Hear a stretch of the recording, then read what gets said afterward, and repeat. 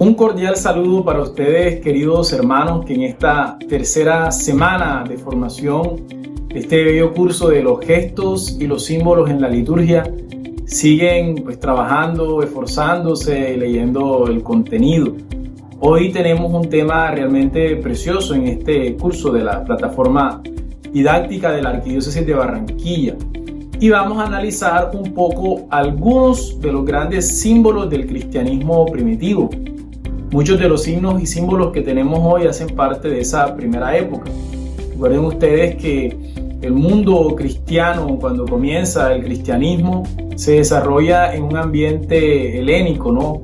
En toda la cuenca del Mediterráneo, en todo ese mundo, y también en la experiencia del Imperio Romano.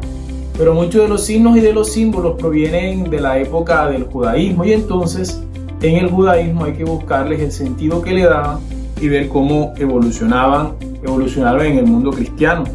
Muchas imágenes y símbolos del cristianismo vienen de esta primera época del cristianismo, y de la relación de este cristianismo en su contexto vamos a revisar entonces algunos grandes grupos de signos y a dar algunos aspectos que ustedes tendrán que profundizar en la lectura del texto que se les propone en la plataforma. El primer signo que vamos a analizar es el signo de la palma y de la corona. Y lo primero que hay que decir es que muchas de las grandes fiestas o celebraciones judías pasaron a la vida cristiana, claro, con un nuevo sentido, con un nuevo horizonte, pero también teniendo como origen esta celebración judía para tener un importante desarrollo en la celebración cristiana. El Nuevo Testamento no destruye, sino que completa el Antiguo. No tenemos un principio más claro de este ejemplo que las fiestas litúrgicas del cristianismo que han desarrollado del judaísmo, como por ejemplo Pascua y Pentecostés. Pero hay una fiesta especialmente particular de la que vamos a sacar la relación con la corona y con la palma.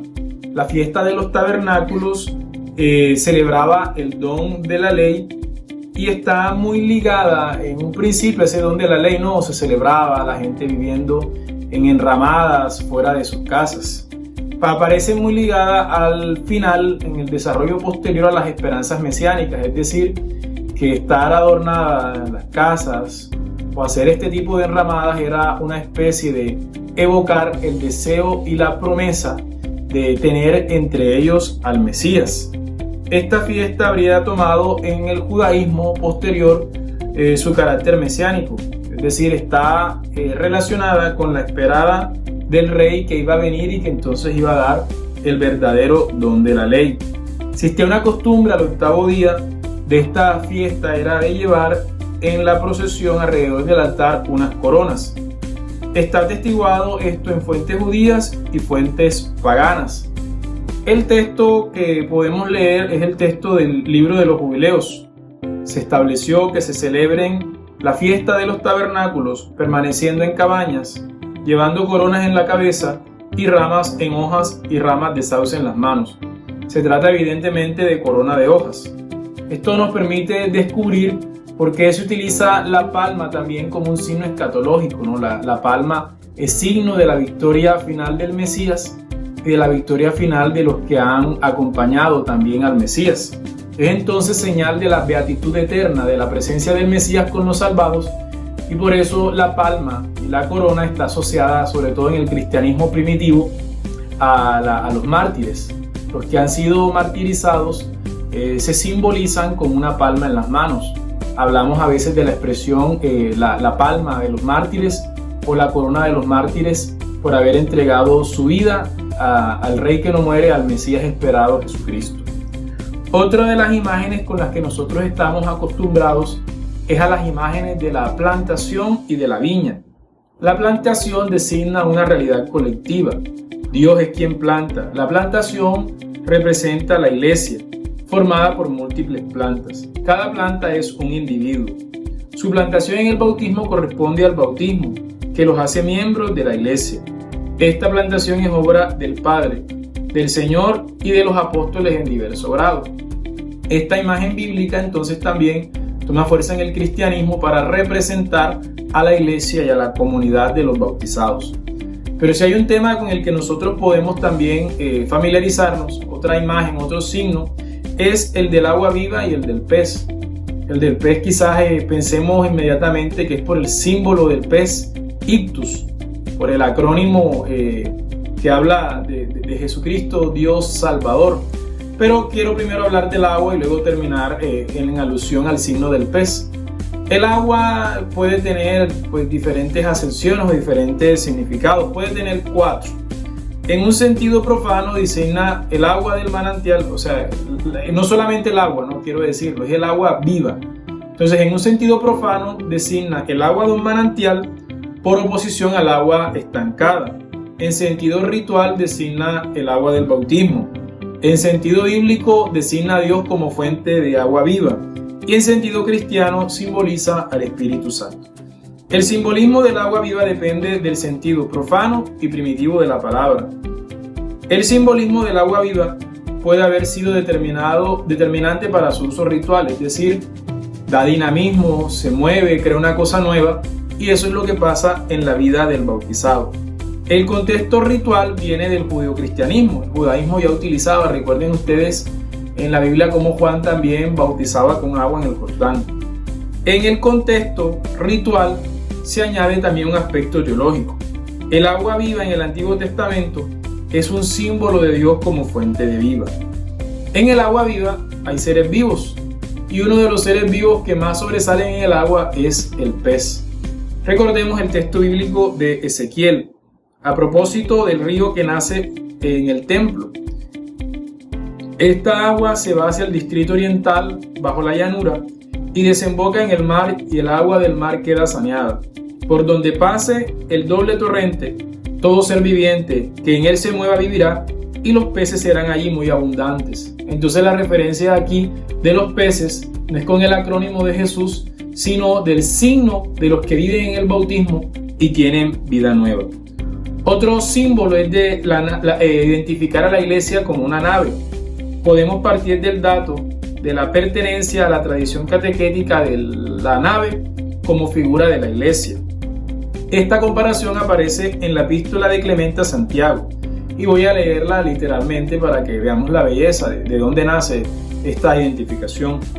Dice Clemente: todo el cuerpo de la iglesia se parece a una gran nave que transporta hombres de muy diversa procedencia en medio de una gran tormenta. Luego viene una larga alegoría en la que Dios es el propietario de la nave. Cristo, el piloto, el obispo, hace de vigía. Los presbíteros, los sacerdotes son los marineros. Los diáconos son los jefes de los remeros. Los catequistas son los grumetes. Es decir, se identifica a la iglesia como una gran nave. Viene de esta primera época de los padres de la iglesia. Hay una definición con la que seguramente no estamos acostumbrados, una imagen, y es la imagen del carro de Elías. Los autores del siglo IV llamaban al bautismo de diferentes maneras, pero una forma muy particular de llamar al bautismo era utilizar la palabra el carro, ¿no? El carro, el carruaje, el vehículo. En sentido propio designa toda clase de vehículo, la palabra griega con la que se designa esto, ¿no? Tiene un empleo muy definido en la lengua filosófica de los siglos IV y V. Sin embargo, nosotros llevamos la interpretación bíblica lleva hacia otra línea y hace referencia con un pasaje sobre todo donde hablan de Elías. Recuerden que dice la tradición que Elías fue llevado al cielo en un carruaje lo arrebató al cielo. El texto aparece citado en los primeros padres por Gregorio Nacianceno en el siglo IV. Dice: un carro de fuego eleva a Elías al cielo, haciéndonos ver que el justo está por encima del hombre. Cirilo de Jerusalén dice que esta ascensión se parece al bautismo, ¿no? Porque así como Elías fue arrebatado al cielo, el bautismo lo que hace es transportar al hombre a las realidades celestiales. Dice el texto: Elías es elevado, pero en el agua, en efecto, primero atraviesa el Jordán y luego los caballos le llevan al cielo. Entonces vemos el carro de Elías como imagen de lo que sucede en la vida del bautizado. Hay otras imágenes bíblicas. Quiero quedarme solo con una y ustedes van a profundizar en las demás. No estamos acostumbrados a esto. Los apóstoles y el zodiaco.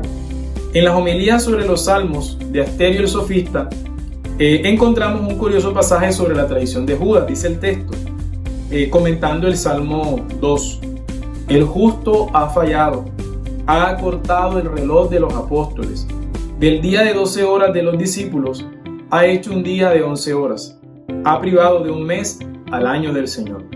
Nos encontramos en una alegoría en la que se compara a los 12 apóstoles, ya sea a las 12 horas del día, ya sea a los 12 meses del año. San Ambrosio dice que si toda la duración del mundo es como un solo día, sus horas hay que contarlas por siglos. Puesto que el día tiene 12 horas, en un sentido místico, Cristo es el verdadero día, completo. Tiene sus 12 apóstoles que han resplandecido con la luz celestial, en quienes la gracia tiene diferentes fases. Queridos hermanos, son muchos signos, son muchas presencias que nos hablan de Dios, y yo les invito a que profundicen de manera especial en este tema. Tengo que decirles que este tema es especialmente denso, y el material que se propone en la plataforma también lo es. Entonces dediquen un poco más de tiempo, un poco más de espacio, un poco más de detenimiento, porque son realidades que muchos desconocemos, pero que hablan mucho del sentido de nuestra fe y del sentido de los gestos, los símbolos y las imágenes que también pueden nutrir nuestra espiritualidad día a día. Los invito a que se dispongan a recibir la bendición.